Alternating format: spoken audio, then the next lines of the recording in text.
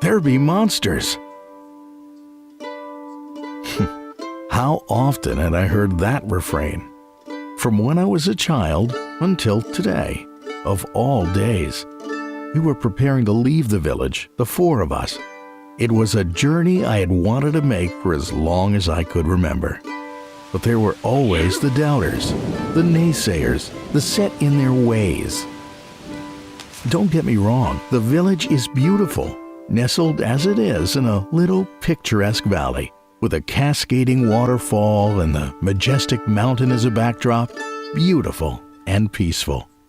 But, for me, deadly dull. It was the mountain that drew us. All my life I had lived in the valley and looked up to its peaks and wondered what the view from the top was like. Well, I knew that one day I would climb it, monsters notwithstanding, and I knew that Ron, Billy, and George felt the same way as I did. Or at least I thought I knew. So we had a farewell drink with friends and family, and off we set. After a leisurely stroll through the foothills of the mountain, we made camp for the night. We built a small fire to keep away the monsters, and sat around it and shared stories of ambition and home and lost loves. "Fellas," said Ron, "I can't do this. I'm homesick. I want to go home."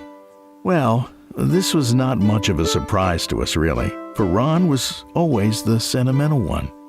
We understood that we couldn't talk him out of it. So in the morning, we broke camp and said our goodbyes and waved as Ron took the path back to the village. Later that day, we arrived at a little inn on the highway, pretty as a picture, and the innkeeper's daughter was even prettier. With such delights, it was hard to tear ourselves away, and so we didn't. We got rooms for the night and ate a hearty dinner and drank some fine ale, and had happy conversations with the innkeeper, his daughter, and the locals, all of them eccentric and entertaining. We told them of our plan to climb the mountain and see the view from the top. They went silent and shook their heads in unison. "You should not go that way," warned the innkeeper. "There be monsters." Billy, George, and I set out early next day, but I swear the sun was not yet at its zenith before Billy called us to a halt.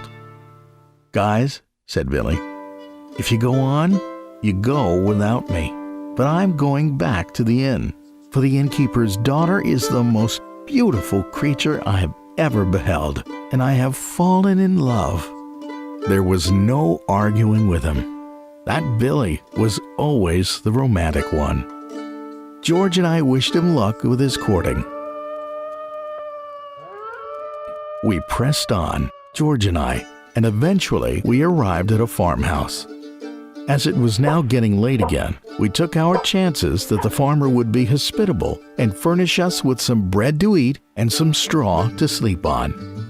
"I hope he doesn't have a daughter for you to fall in love with," I teased George. The farmer had no such daughter. He told us that he once had a son, but the son had recently died after a tumble from a horse. The farmer was most distraught, for it was harvest time, and without his son's help, he feared that he would not be able to manage. The next morning, the farmer treated us to a great big breakfast of thick smoked bacon and freshly laid eggs. That was when George told me. "I'm not going on," he said. "The farmer's been good to us. I'm going to return the compliment and help him with his harvest." George was always the considerate one. It passed through my mind that if I was to continue now, it would be alone. But I wanted to see the view from the top of the mountain, and I knew that if I didn't go now, I probably never would. I had to press on. I said goodbye to George. "Take care," said the farmer. "There be monsters." So, alone I went. The path became steeper. The tree line fell below me. But on I went until the walk became a climb. On I went up to the cloud-shrouded mountain. Imagine my surprise when, emerging from the clouds, I saw a castle, white-stoned and turreted like the ones in the fairy tales. I was approached by 2 guards who assured me that they were not arresting me but escorting me to the king. For I was the first villager to climb the mountain, and the king desired to hear of my journey.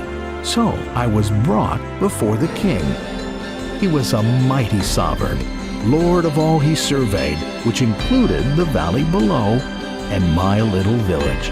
He was rich and powerful, and had armies to command, and would never want for anything. "Why have you come?" asked the king. "I wanted to see the view from the top of the mountain," I replied. "Huh, that is ironic," cried the king. "For all my power and riches, I have never left my castle. I was born here, and I will die here.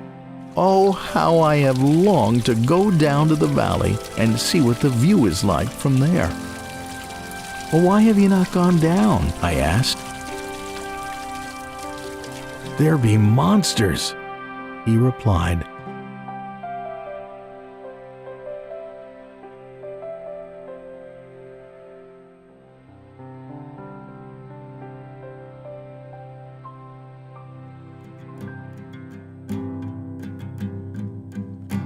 I've been traveling myself, alone with no one else, half a world away from where I call my home. But nothing looks the same without you there.